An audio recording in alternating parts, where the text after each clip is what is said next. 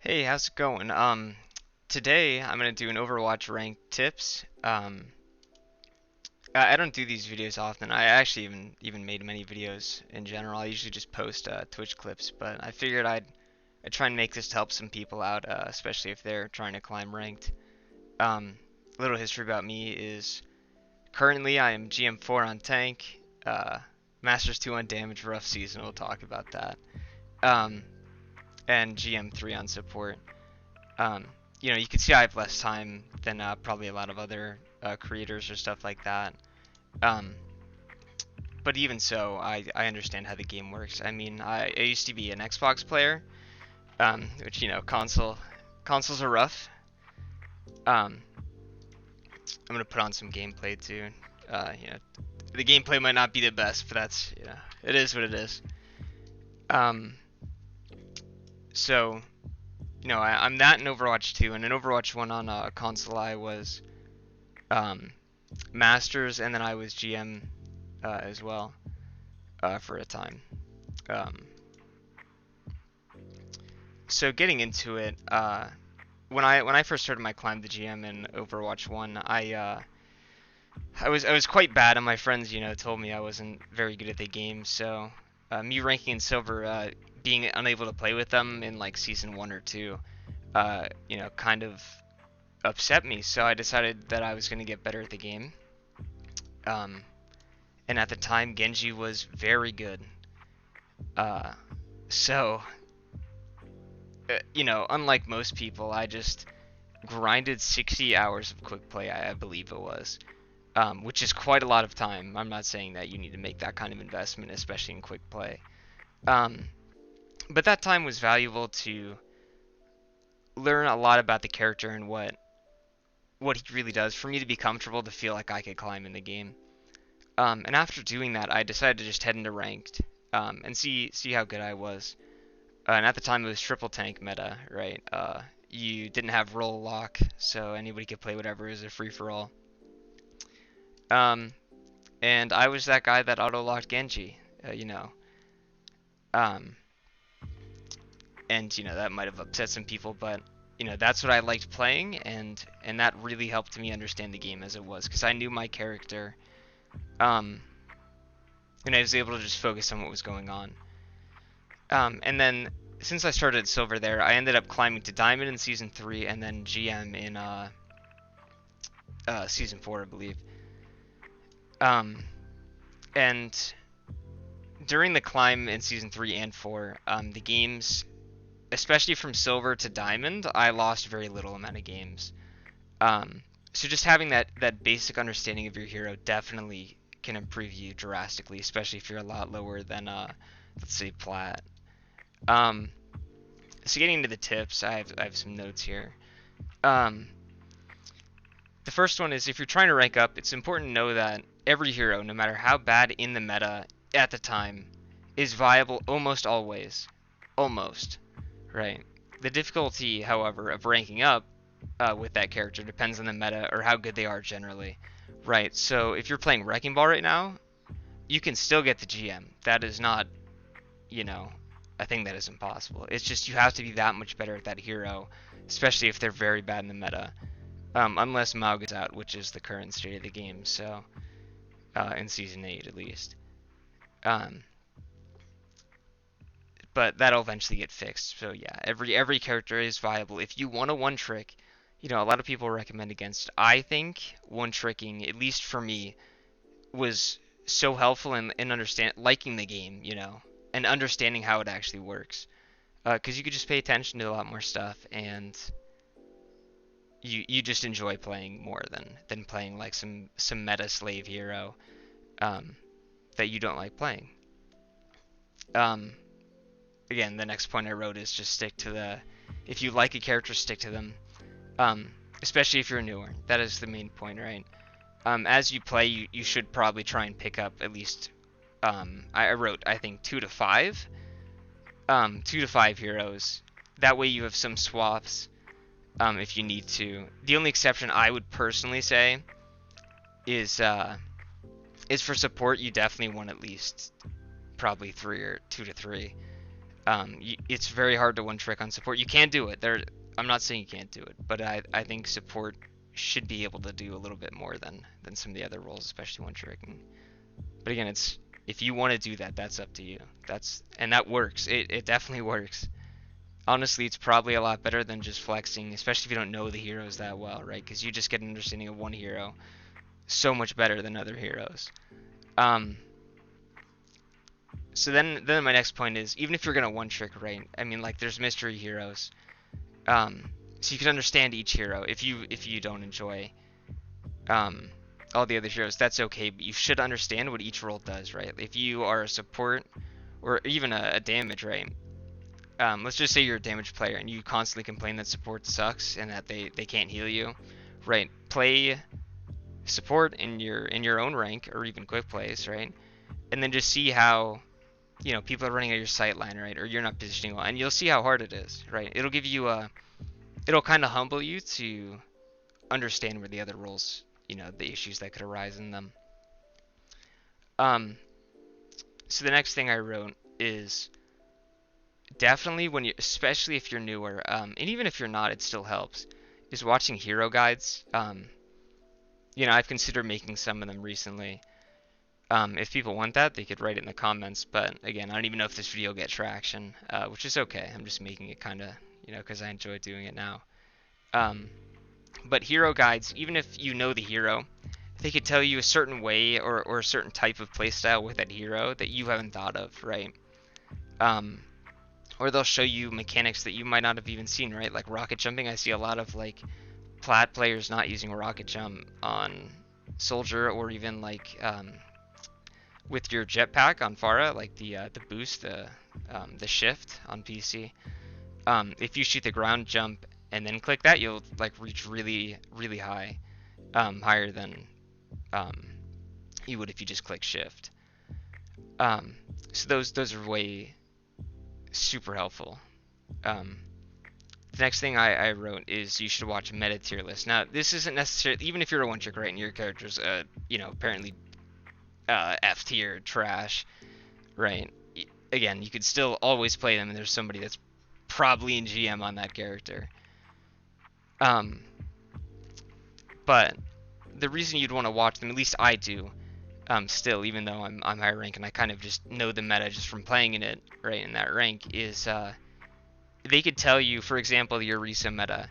They're like, oh, Orisa just goes in and does, X, Y, and Z. She clicks shift and then throws you away and then spears you, right? So it tells, in the meta tier list, they tell you what's annoying about that hero, so that if you want to swap to that hero or know why they're good, you'll just get that knowledge. To see how disgusting they are at the time, right? For like Maugi, you literally just shoot the other tank and machine gun them. It would be an example of like something they would say.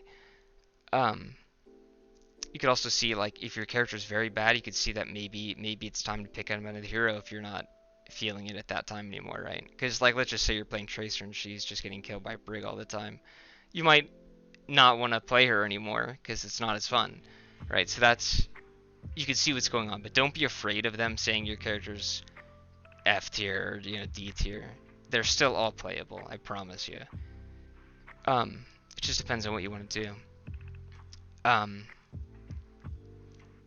The next one, I think this is a super important one, is use your mic even if other players aren't talking, right? I know a lot of people are afraid to use their mics, or they're just trying to relax. That is what it is, but if you want to climb and improve at the game, you should generally use your mic and call out stuff, because even if nobody's listening, right, you're the one listening, that makes you pay attention to the game and what's going on. There's no way that you're going to get better at the game if you're just, you see it, oh, okay, you see it, but then you forget about it, right? But if you constantly are like, oh, Ryan is old, guys, watch out, Ryan is old, then you learn to track stuff that you wouldn't previously track, and you get a way deeper understanding of the game. In that same vein, don't be afraid to mute players. There's quite a lot of toxic ones. I mean, I fall into this issue, is like I'll argue with them instead, which is not what you really should do. If you just want to mute them, that's infinitely better. I know women, especially in playing games, get some crazy things said to them, Again, don't be afraid to mute people. Definitely can help your mental and not ruin how you play just because somebody said something stupid. If you do face Smurfs, right, view it as a learning experience if they're absolutely dominating you, right? I mean, that's going to happen regardless of the rank. Like, even in GM, there's people smurfing, and sometimes they're really good, sometimes they're trolling, right? And that's just the nature of any competitive games now, unfortunately. But in that scenario, right, you want to be able to watch those replays if you think the game went extremely bad, just to see like what you could have done better, right? You could always blame your team, but that's not what you should be doing. You should, if you're looking to climb, you should look to see what could I have done better there, right?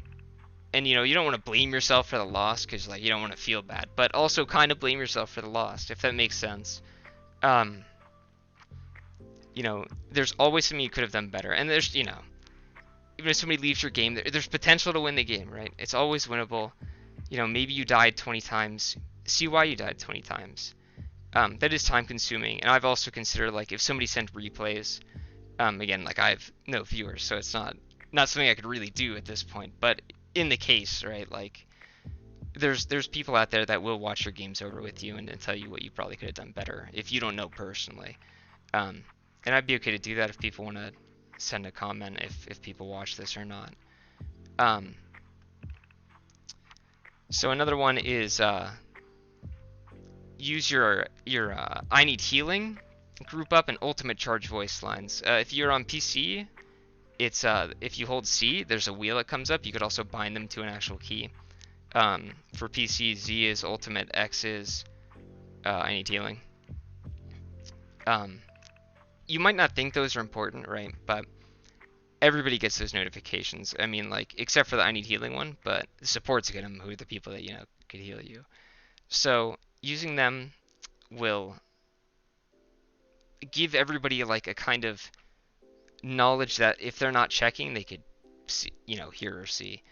One that I didn't write down is open the scoreboard so you could see everybody's ults on your team. That's another one, like, just so you can understand that. That goes for, like, the shot calling. The next one I see a lot of lower ranked players, even diamonds and masters, is, not using your ult and waiting for, like, the perfect moment. That just doesn't happen. And that could really make your game a lot harder to improve with, because a big part of the game is the ults, right? So you always want to be using that ult, especially if you're trying to learn the hero or getting more comfortable with your hero. Always use your ult, especially if you're very newer to the hero, or even in general still, right? Because then eventually that moment will come if you keep using it, right? You'll know when it doesn't work, when it does work, right? It'll just give you a better understanding. Sometimes the only way to make plays is making something insanely risky. So the next one is me going to each role. So the first one for every role, right? Tank, DPS, support, is knowing where your team's at. If you don't know where your team is at, you're kind of missing the point of the game. It is a team game. Even though it's not 6v6 anymore, it is still, you should know when to go in, because you should not be fighting with two of your teammates dead, your tanks rushing in. That's when you could say, group up, guys, let's reset here.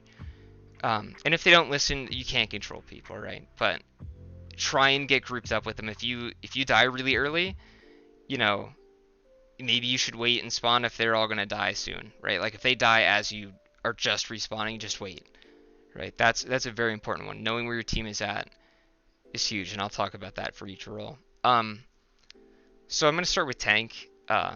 We'll start with know where your team is at, right? So tanks, especially in lower ranks, tend to just, rush in, blitz. When they die, they go back in, kind of like Call of Duty, you just die, go in, die, go in. Now, that's good and bad, right? It's good that they have the aggression, but it's also not good that, you're not grouped up with your team, because then you're like, oh, where's my healing? But obviously your healers are still respawning or coming back, right? So you need to know where your team is at to understand. And that's hard because you're supposed to be in the front, right? But just every so often take a look behind you, right? If you can, if you get a second, and just know where everybody's at. So the next one is know your limits. This goes into the know where your team is at. You should kind of know, and as this comes through knowing characters too, is know like how good your healers are as the game goes, right? What you could get away with against their team, and with your team, right? Is the supports, are they saving you a lot? Then that means you could go in a little deeper, right? You could play a little more aggressive. If they're not, then maybe you're gonna have to readjust, play a little defensive, or even use voice and be like, hey guys, I need a little more support right now. And this goes throughout every season, right? Mauga is currently really good, so let's just take him out of the equation now eventually because he'll be nerfed 100%. You know, but you're not always going to be kept up like the Mauga is currently either. Like Mauga right now is just healed by both supports and damage get no heals, which we'll get into kind of in the DPS. But in general, you will be kept up very hard, especially if you play in sightlines of your healers. The next one, this is what I love to do, is dominating the other tank by constantly putting pressure on them. Right? If you're playing tank, you want to beat the other tank. You want to make them swap to a counter to you and then still roll them. Right? That there is nothing better than that, and that's the reason you play tank. You want to make the other tank kind of not have fun, which is like why a lot of people don't like playing tank. But if you're good at that, then there's nothing better than just rolling a team as a tank, and feeling unstoppable. A good character to possibly learn that, and one of my personal favorite tank currently is Queen. I just love the character, and she's very risk reward kind of playstyle, and that's how I play almost every tank, and that's how a lot of GM, especially higher GM players, play tank unless they're Sigma, right? Is they're just constantly pressuring and constantly, using cooldowns. And going into that, right, the next tip I have is watching games of higher ranked players. You don't have to, watch the Twitch streams, 24/7, right? Because you're not going to get better without playing. But I mean, like, kind of, if you watch one streamer or video and you just start the game, right? You just see a game from start to finish. You could see on which map they're playing on, right? And that's super helpful because, like, for example, when Midtown came out, right? I'm just now going to the map and to get some video in the background for you guys. But when Midtown came out, everybody was holding underneath the bridge, right? But in my GM lobbies, everybody was holding to the left by that yellow taxi on defense. You'll see as we come up. But that just knowing where higher ranked players are playing will give you just a better advantage of where to hold a lot of the times on tank. And again, I could make guides on where to stand. I've already done it for some maps. But that would just be something people would have to say they want if they do want it, right? The next big thing on tank is tracking other tanks' ults and cooldowns. Right? Like does Hog have hook? Can I go in without getting cancelled on my ult? Does D.Va have fly, right? Like if you're Hog on well and D.Va's used her fly, you could try and hook her down the well now, right? Things like that. Does Ryan have shield? If not, then you could run in and roll him, right? Does he have shatter? Do I need to do XYZ to try and counter that or alleviate that? And the last thing, and this is a big one too, it's kind of hard. Again, you could do this with one tricking, right? You could just be better at your character than them counter swapping you, right? But if your character and you're having a hard time, plus the character you're playing, into that specific tank they're playing, I would recommend knowing the majority of tanks decently, right? Or at least 3 that kind of like, let's just say Hog to counter Winston, right? Sigma to counter a Risa, right? Or like a Bastion. And then maybe Queen or Ryan to have a rush character. You know what I'm saying? Like, one for each archetype, right? There's dive, there's rush, and poke. If you have at least those three, it should be a little easier to swap. But tank is a lot of counter swapping now too. So it's, tank is a role where you either have to be much better at your character or know a lot of the characters. So it's a little. I think it's one of the harder roles in the game. Um, so then going to DPS. My first tip is don't play DPS in Season 8 with Maugout, right? That's what I said earlier. But jokes aside, um, DPS is in a really rough spot right now, but it should hopefully get better. Um, Again, all the other tips above really help with DPS. One thing I recommended for a tip is have characters, have at least one character to kill Pharah on, right? Sombra's honestly pretty decent at it now, which is surprising to me. And that will, as long as you can get a Pharah, Platinum and below lobbies will become much easier. If you could kill a Pharah, it will be that much easier to climb in those ranks, right? Because sometimes people will just counter it and be like, oh, well, I guess they can't kill it, so I'm just going to win, right? That would be any hit scan. I think Sombra's pretty good at it. You could do it with literally any character, but there are characters that make it easier, like the hit scan Sombra. Echo's also pretty good at it. So next one is stick to 2 to 5 characters. You want some options potentially, right? Unless you're one tricking. And have that one hit scan just to be able to play if nobody else will swap to it. And just kind of stick to them. Now I have an issue with this in my own gameplay that I need to work on, where I don't really stick to a set of characters and I kind of just play all of them, which is really bad because then I end up swapping too much. Right, so noticing these kind of things in your gameplay, especially as damage, will help you climb eventually, right? Learn positioning. Again, this is, you can watch higher ranked players, learn, watch the replays where the Smurf might be playing or even where other players are playing, right? Aiming always helps too, yeah. If your aim is really bad, maybe you have to adjust your settings. I think I actually have a guide on the channel about what people should potentially use for settings. I don't know if it's aim necessarily, but for aim you kind of, just see what's comfortable for you, but what you could hit shots on, right? Like I play on, I believe 8 and then 800 DPI. But I just generally went off like pro players as I went to PC. The last point for damage is to pay attention to what to avoid, right? If their Rhine's got to shatter, maybe don't stand right behind your tank. He's going to get shattered.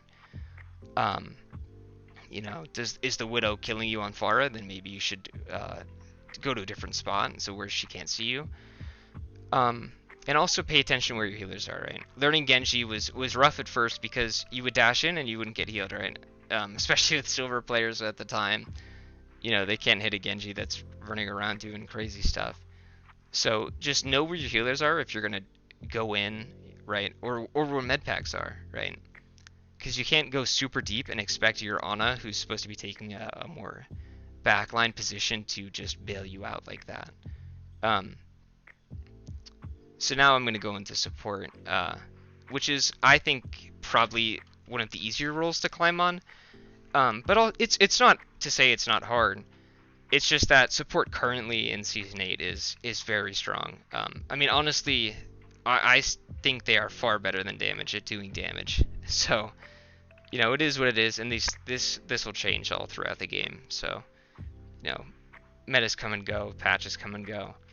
But just talking about support in general, if you're trying to climb in support, it's important to know like what characters actually have a stronger effect on the game, right? Have more priority on getting the win, right? Like Mercy is good, but she's more of like the I'm gonna make somebody else better, right? Or I'm gonna resurrect. Now there are ways of playing Mercy in that your movement is very good, right? You don't have shooting really on Mercy. I mean you can, but it's not optimal. So like good Mercies will damage boost a lot and heal, right, and res. But knowing how to fly is important on that character. But she is a very, very hard to affect the game with, especially if your damage and tank aren't the best, or even if one of those roles are having an issue, right?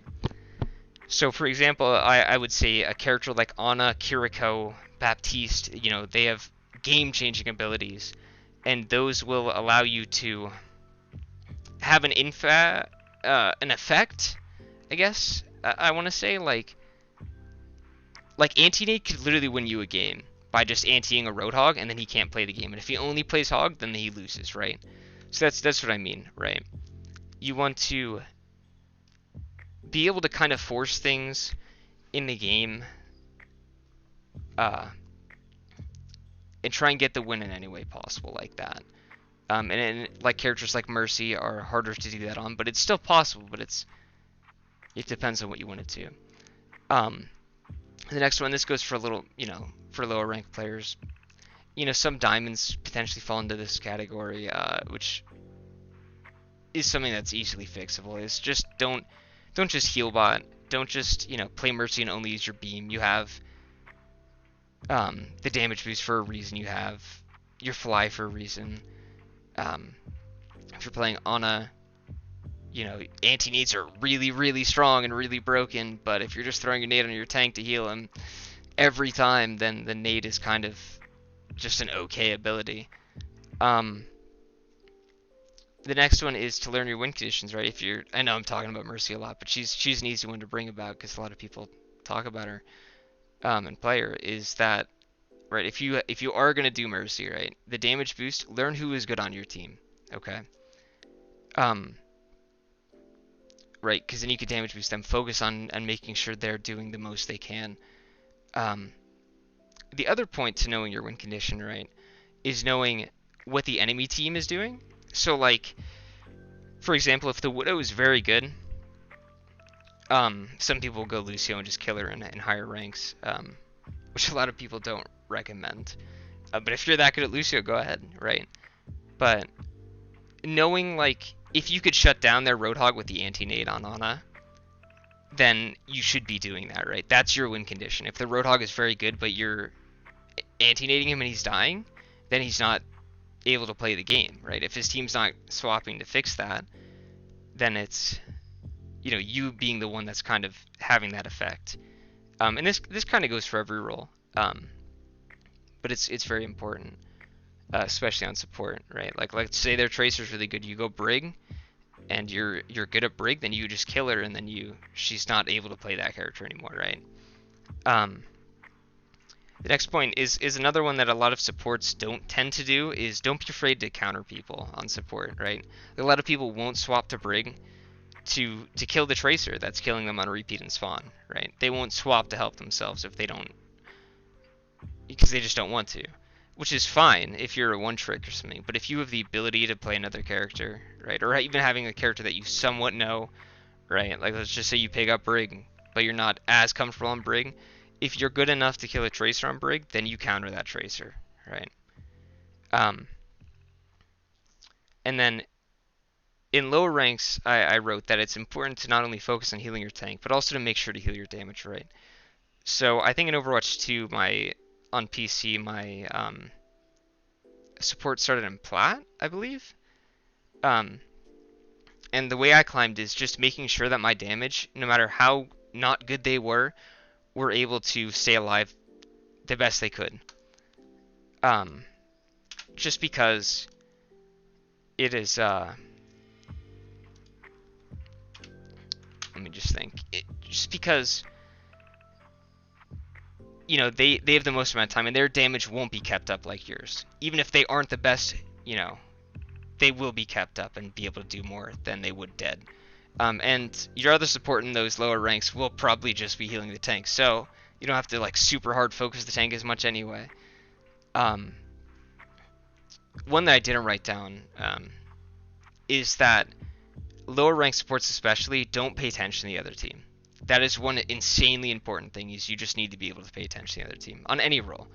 But especially support, if you're healing your Rhine and you don't see the Widow that's been killing you eight times now in a row, that's on you, right? That's kind of your fault.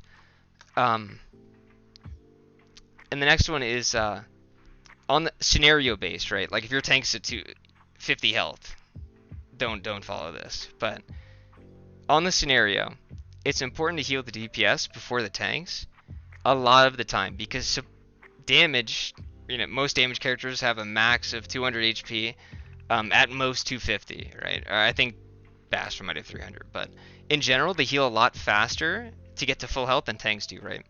So like 3 Ana shots will heal your damage, and then you could just heal your tank fully, right? And then they're able to do more work too. So just having that, like, kind of picking like the right time to do certain things is important in those ranks, and as a support in general. Then we go to the last tip I have for support, which is to just use your cooldowns effectively, right? Like the anti-nade on the hog, hitting a sleep on Genji, using your whip shot to get heals on Brig. So that kind of ends it for the tips on each of the roles. I mean, the last tip I have is just try and have the most fun with the game you can, right? And if you lose games, try not to take it as, oh, my team is really bad. And take it more as, I could have done a lot better if I did this, right? And then everybody falls into the issue of, blaming your team after like a really bad losing streak or just a really rough game. But after you think about it for a little bit, you should be able to come to the realization that it's, there is stuff that you could have done better, right? Always be looking to improve, and you will get better at the game, especially if you like the game. So that's going to be my Overwatch rank tips. Good luck. And again, if people actually watch the video, then I would be more than okay watching a replay and giving some tips or advice. Yeah, I mean, if you liked the video, give it a like. If you didn't like the video, give it a dislike. That's even better. If you want to subscribe, that's cool too. But otherwise, that's it. Good luck climbing.